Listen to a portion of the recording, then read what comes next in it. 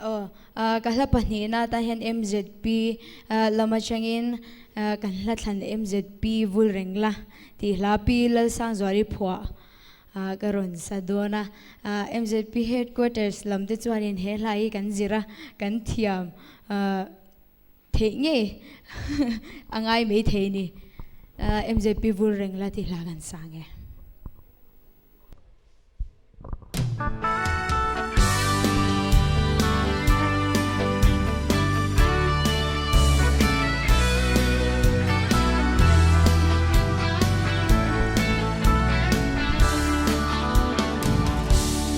Zoram nga phag leng zong te MZP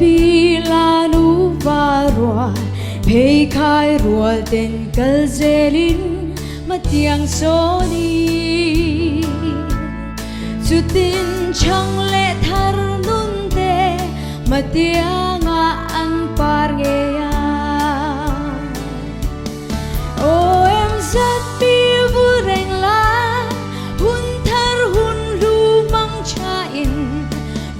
Zela thiam na fin na fel na pa chuai na chang zelang che kan ram kan nam ti moi parin lo bul zelang che